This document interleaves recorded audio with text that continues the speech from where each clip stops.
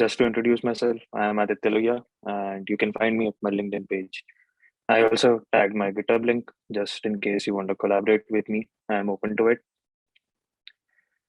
So, the first thing that I want to introduce is how basically we deploy our models in today's world when we are not talking about federated learning. So, let's take an example of a cat and dog classifier. That's a very basic example. And suppose we train a model for a cat and dog classifier, and generally we deploy it on the cloud.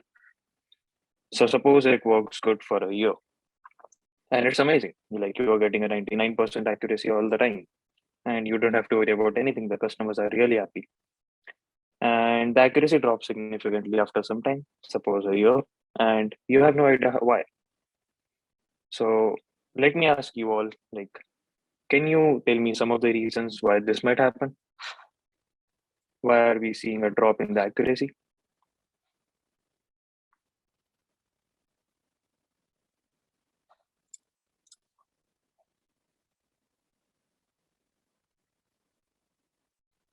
All right, no response. No worries. So the problem that we face is like the model isn't trained on the required differences between the images. So suppose you trained a cat and dog classifier that that is basically on some of the younger generations, and as those pets grow, like they have a different features. So this won't work, right? And this is because the data has changed. The data distribution has been altered. And this can happen in real life in any of the machine learning models that you are working with. And that is a serious problem. So, what you could do about it? So, one thing is you could pass all your data to the cloud and have you train a ML model every now and then in its iterations, and then training it, testing it, deploying it again to your cloud API. And it keeps getting updated, and you always have an updated model. It You can make sure that you have a good accuracy. However, it is very unethical to gather data of your end users without taking permissions, and in some of the countries you can't even do that. So, what is the solution to this? And that is where federated learning comes into play.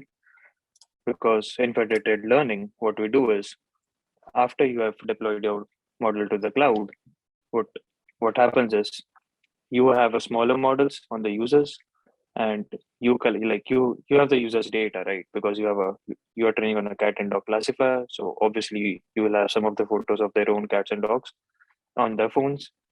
So instead of sending the entire data set to the server, what you do is you train the federated learning model, your ML model, on the user's devices. You test it on their devices, you train it on their devices without sending any of the data to the cloud. This essentially enables you to have an updated model while having a model that is guaranteed to work well for the users that you're catering to. And now you might be wondering, like, suppose you have trained your model on user one and another model on user two. So isn't there like two different models? Well, not, because what you're doing at the end is you are sending all your model trains on the different users back to your cloud server. So essentially, you are aggregating all your trainings in together in one single ML model, and that is a basic idea of federated learning. And it's quite amazing how we are progressing with it. It's quite easy to do. That's what I'm going to show you today. So, what is federated learning? It was introduced by Google in 2017 via one of the researchers, and Google used it in Google Keyboard to train on mobile devices. And sometimes you might have noticed that when you are typing a sentence, you automatically get suggestions for emojis and you get the next word suggestions. So instead of gathering the data and sending it back to the server, what Google did was train the model on your devices and aggregate it at the end, like I explained before. So as I mentioned, you train on the mobile devices. After training, you update the centralized model that is sitting on your cloud with small focused updates so that you are in tune with all the updates from each of the models. So this way, you get smaller models, you get smarter models, you get lower latency, Plus, you have a very low power consumption just because you're training it on mobile devices. And by the way, a cool thing about federated learning is that the devices aren't used for training the entire day. So in case if you're using your device and it won't happen that you suddenly have a battery outage and you can't use your internet, the model is training while you're using it. What happens is at the end of the day, after you're plugged into the charger and the mobile is sitting idle for some time, the training starts. And it's only at this point of time that the training starts. As soon as you pick up, the training stops. And that is essential to federated learning because otherwise users are going to get frustrated. And this is amazing. So how does it work? So I have like these are very cool pictures that Google used when they introduced federated learning, and I'm going to use the same because I couldn't make something better. It's Google. So let's say you five represent, like let's say we have five users that are representing all our users currently, and that's less. But yeah, this is a hypothetical situation, so why worry about it? And what happens is some of you might have relevant data for us for training the ML model, and while some don't. And you can't have noisy distributions in your ML model, right? Because out of five, if you have two users with the relevant data, there are still three which will affect your model's accuracy, and it might happen that your accuracy goes down. So after careful observation and after like there are some processes that are in place in the federated learning API from TensorFlow that with which you can test with which you can have a model intelligently select a subset of the entire data of a user that is specific for your task, and you don't get that much noise in it. And so a subset of devices are selected based on what data sets do they have to train the model. And what happens is the cloud server then sends a model to those devices. So essentially, if you have 100 users for your solution, you don't have to send the model to each of your user. And this prevents and this helps the user gain confidence about federated learning because if not every user's phone is accumulated with the large model. So only the users that you have selected will receive a training model, and it's very small, like it's just a few megabytes, and that's essential to federated learning. That you can't have a model that is big, like you can't have something like a GPT-3. Otherwise, you can't make it work because that won't train on a mobile device. I mean, that can't even train on our smaller machines that we have. So it's just a few megabytes, and it the training time for that model is quite small. So it trains on your data in just a few minutes, and you won't even know about it that it's training. So after what do you do once you get training done? You can't directly send it to your server, right? Because if you do, you haven't tested the solution, and you're basically aggregating an untested training result to your main model, and that might affect all the models out there. So instead, what you do is you encrypt.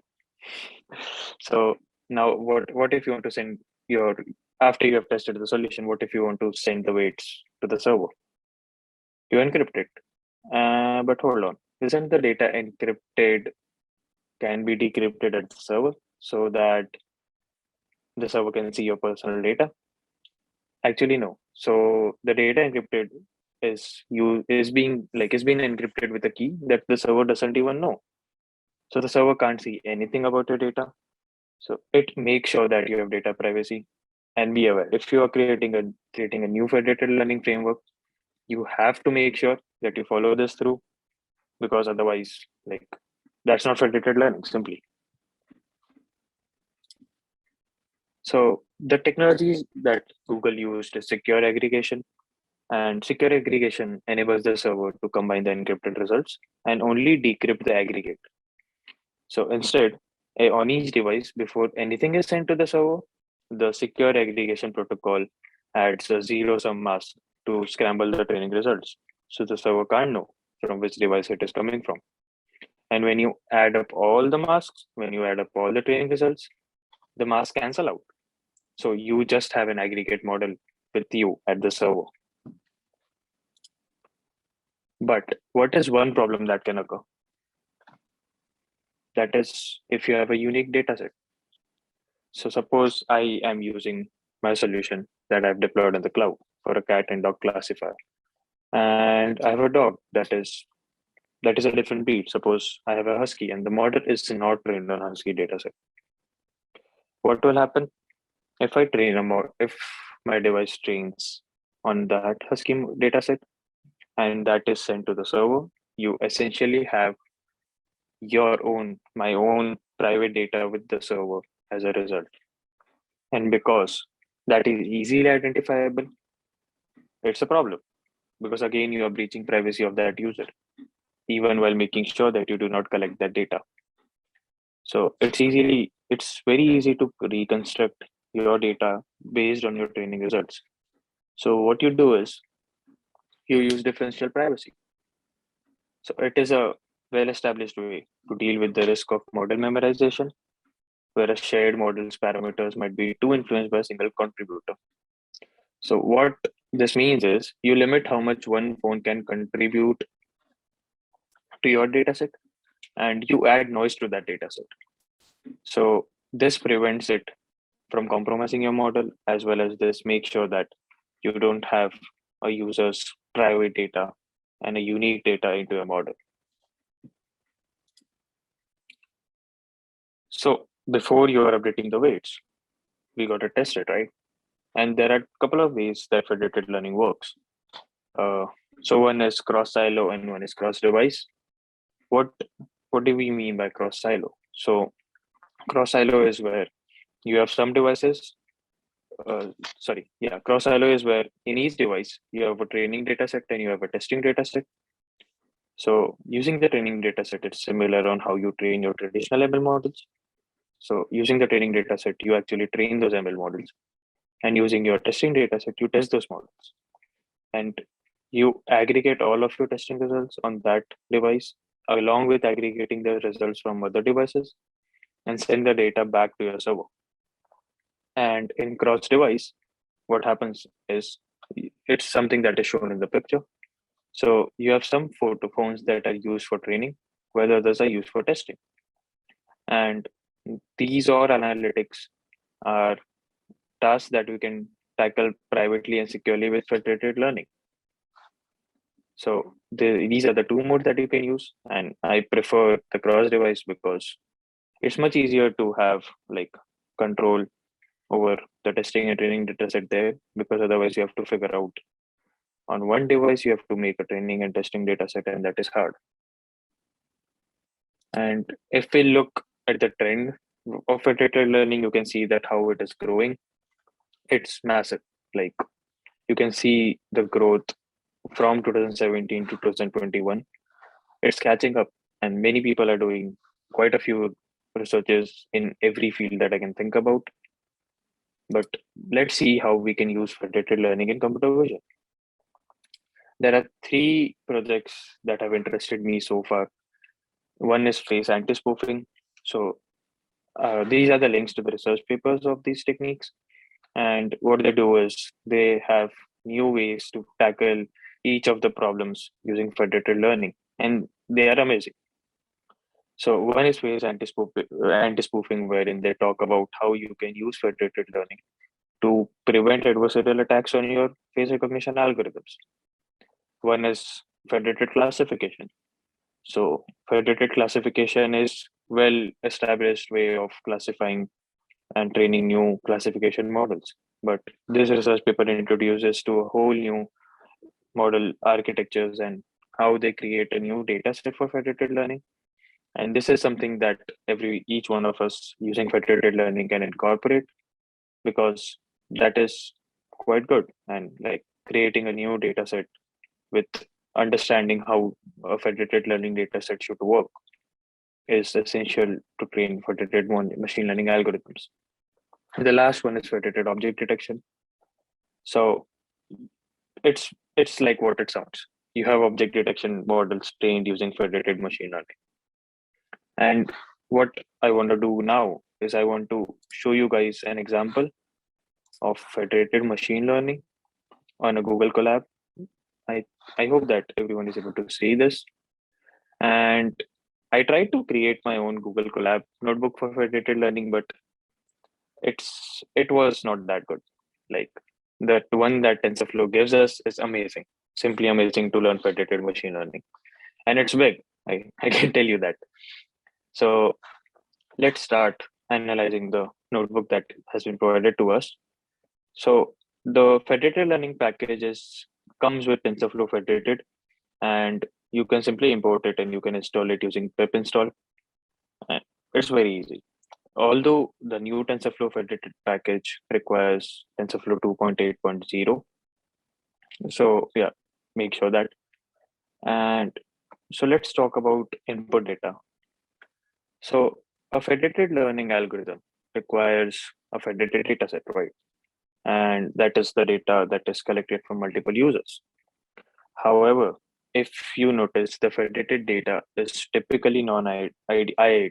That is, it's not from the same distribution, it's not identical, and it poses quite a few challenges because if it's not from the same distribution, one can be considered as noise by the model, one can be considered as a important part of the model, and because it's not identical, it's difficult to know like which users are contributing towards a good data set for your model.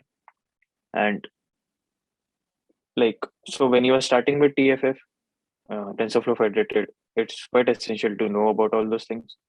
So in order to help us newcomers and enter the world of federated learning, TFF repository is seeded with some of the most commonly used computer vision data sets. And one of it is MNIST that contains the original NIST dataset that is useful for us. And it is already reprocessed for federated learning tasks. So what you can do is you can simply get hold of the data using tff.simulation.datasets.emnst.load data. And this gives you training set as well as the testing set. So you can enumerate through those sets. And the other type of tf data.dataset that represents the data for a particular user. So if you are iterating over each data in this set, you get data of a particular user. And you can select the number of users before you actually gather that data. And so suppose now using this, you can check how many client IDs you have. So the MNIST dataset has been loaded and reprocessed in such a way that it has been distributed over 3,383 clients, and you have unique IDs for each of those clients. Sorry, yeah. And you can check the structure of the dataset and the type using emnst.element type structure. It contains a label, which is your label of the character, and it contains pixels. Now you can access those pixels and you can get the actual matrix of that of your data, and it is of size 28 by 28 as the original MNIST dataset. So suppose you want to create an example data and you want to visualize it. So you have an amazing function that is create TF dataset for client. And what you can do is you can access the client IDs within it, within your training set, and pass in any index that you want till 3383. So you get an example data set for a particular client. And that data set could be evenly distributed or could not be. But because this is something that we're using from TensorFlow, the data set is evenly distributed. So you can create an iterator over that, and you can take the next element. So you see that your elements label is 1, and after visualizing it, we can see that it's basically the MNIST form of 1 in the data set. So this is how you can visualize the data set. And yeah, I have used it for few custom data sets as well. It's difficult to get into it, but once you understand how it works, you can work with it. So as federated data is non-IID data, users have different distributions depending on the usage. So it can also happen that a few clients of yours have less data on their device while others have large data sets. And how do you incorporate training different models on that? Because some models might require you to have a good number of samples of each label before you can start training. So, so because this is like a temporary playground notebook, it is simulated in the form that each distribution is equal on each client's end, and you don't have to worry about the heterogeneity of the data. What you can do is you can visualize all the data of a single client, and you can see what the client's classes represents. So for example, for this client, we have 1, 0, 2, 3, 5, 7, and the other clients might have different labels. And just think about it, like what if you train on different clients that have such labels and you miss out 9? What do you do? Because in case if you do miss out 9, it's a serious problem. You won't have a model that is trained on that, and you are updating the model, whereas you trained on it in the beginning. So that's why we have to make sure that you have all the labels of a particular data set to gather and then train the model. Otherwise, as you know, what happens. And let's visualize like the distribution each for each of the client in this data set. So this is what it looks like. So this is for client 0, 1, 2, 3, 4, 5. And I could not visualize all the clients because it's difficult. There are 3, 3, 8, 3. So here you can see that for client 0, you have 10, 10, 12, 12 samples for 0, 1, 2, 3, 4 digits and 7. But there are some digits which have less distribution of the data, and that is represented in all of the clients. So at least you know that every client will have a data, like a data catering to one label, and you won't have like a client wherein you don't have a 9. So now what if you want to see if there are outliers? And I forgot to tell you about it, but it's difficult to visualize all this information about your federated data when you are in a real environment. This is environment is with us, and this is the data set that we have from TensorFlow. So it's quite easy to do all of this, but otherwise it's not physically possible to actually visualize all of this information before you can go on training your model. So that is one challenge that we still pose with federated learning, that is understanding the data set before training it. And it's like shooting an arrow in the dark. You don't know if it will work, but if it does, it's gonna increase your model's accuracy. So let's see the distribution. Like, so here what I've done is I have appended, like, these are the mean of a single character of every image. So every image that client 0 had for 0, I've mean averaged it and plotted it here. So you can see from this distribution that you have some noise in the data.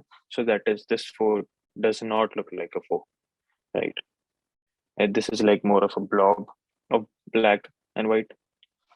And this is something that you can identify. Then there's this 2. There is a lot of noise around it. And I think, yeah, that's it. So you can see from that the user's data can be noisy. And it's possible that there might have been some mislabeled examples with the user. And you have to think about how you can take care of that. Sometimes you can't, but sometimes you can. So moving on, we can pre-process the input data set. So since the data is already in the form of a TF dataset, pre-processing can directly be used using the dataset transformations available to us. And what we have to do here is as the first model that we have is essentially a single neural network with no convolution layers.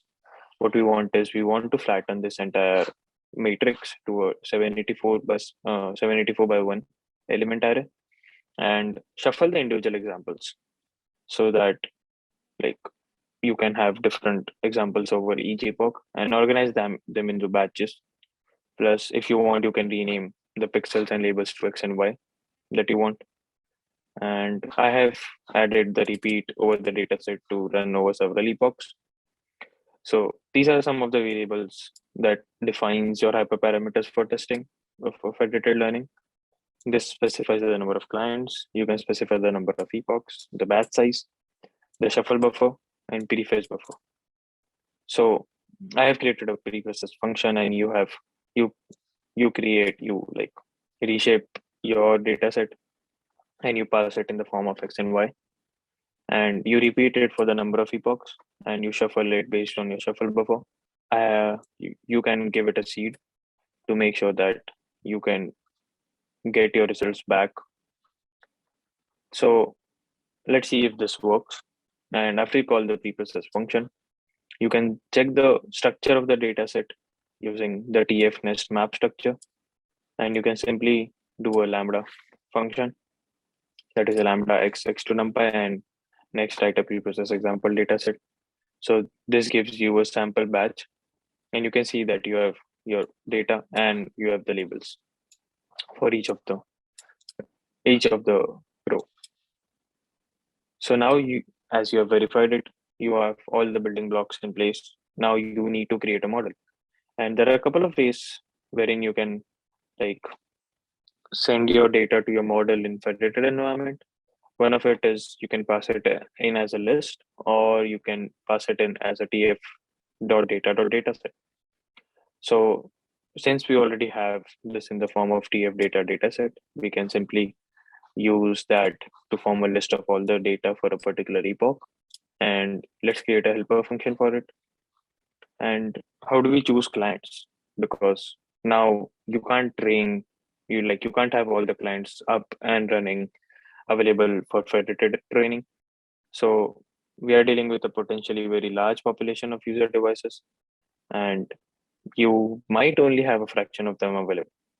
So in this case, as we are looking at mobile devices or tablets of clients, you can have them ideal, you can have them over a metered connection, you can have them not or plugged with the power cable. So that's difficult to identify. But because we are in a simulation environment and the data is available to us directly here, we would simply use a random subset of clients to be involved in each round of training. And I would recommend you to go and check out the federated averaging algorithms paper, because that paper details how difficult it is to get a good training result but having randomly sampled subset of clients in each round. And that can take a while. I tried it, it was taking rounds and rounds of epochs and I couldn't get it to converge. So I made sure that I have something to show you guys, and I kept the uh, original training methodology here that TensorFlow provided. So you can choose the number of clients, like as I have chosen the number of clients to 10. You can do is you can just select the sample clients and make your training data set with the same sample clients. So you can visualize what is the size of your data set and how many clients you have.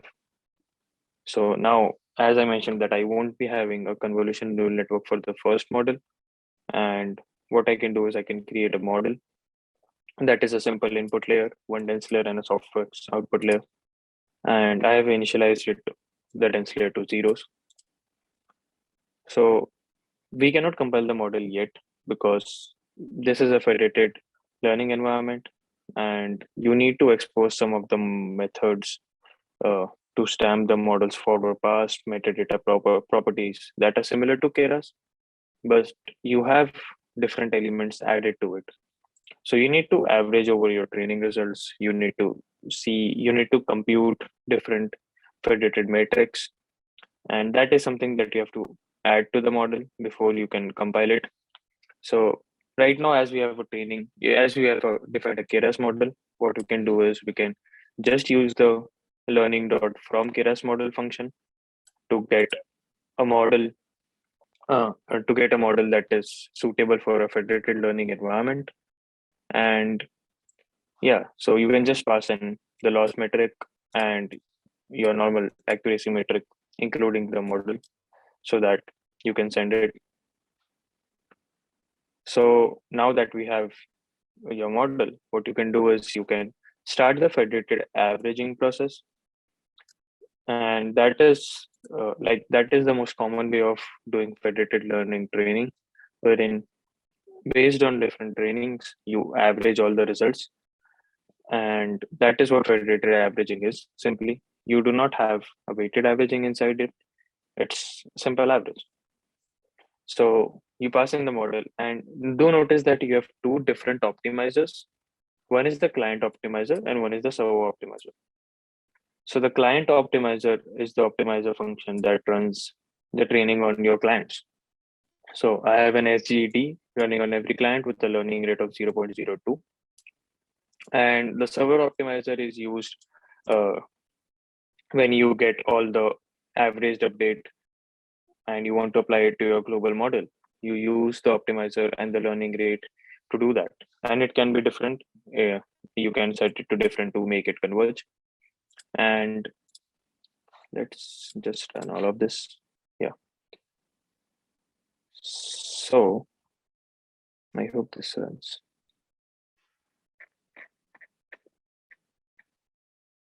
Yep, it will run. Till that time, I can explain to you the process. Yeah, so if you start the build federated averaging process, you get a pair of federated computations, and it is packaged into TFF templates.iterative process. So in which these computations are available as a property of initialize and next. So this is something that you don't have to worry about more, because unless you are like creating your custom algorithms for federated learning, you can just use these functions directly. Otherwise, you'll have to understand this and like create the suitable functions, suitable callables inside your main class of your new algorithm. So now it is the goal of the TFF to define computations in a way that can be executed in a real federated learning setting. But because this is a computation environment, this is a simulator, you can simply invoke it as a Python function. And this is not a high performance environment, right? Because you're just testing it out. Otherwise, you'll have to do a lot of things to get it to perform. So let's wait for this to run. I forgot to run it. Yeah.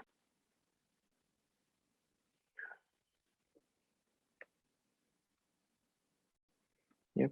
And you have it here.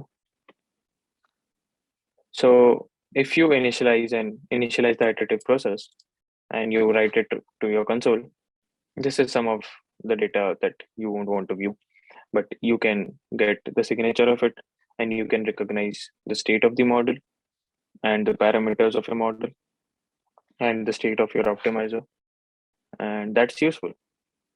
So now you want to construct a server state, right? So that you can start your training.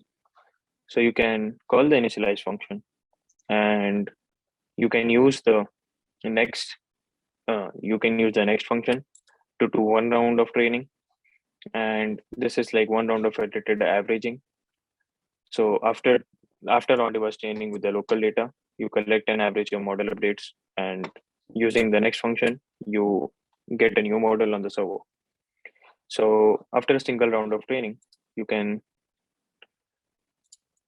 see the number of examples used. The loss is 3.11 and the accuracy is 0.12. And you can continue training it for any number of rounds. And suppose I have 10 rounds. So you can see, yeah. So you can see the loss decreasing slowly round by round, and you can see the accuracy increasing round by round. So this is how you can train a model for any amount of time you want actually. And after each round of training, you can see that the training loss is decreasing, and you can visualize this on tensor board. So you can see that after we had quite a drop in training accuracy, training loss. So now let me explain you like how do you customize your model. And this is like you have the high level API from tff.learning that you can import directly using Keras model. But suppose like you want to deal with some you want to have a fine-tuned control over your model, you can use the tff learning.model that is packaged in TFF to get started with a new model. So in the beginning, we need to have some variables and some metrics for our model. And you can name, like you can have different names for it.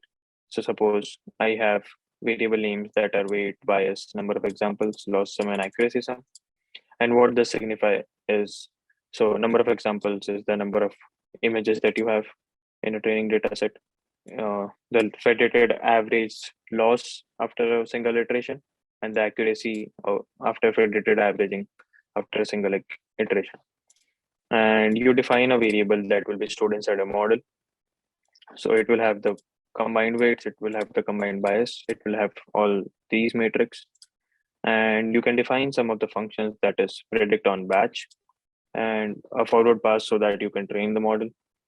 And it's like your normal like your normal training step with like with a normal TensorFlow model.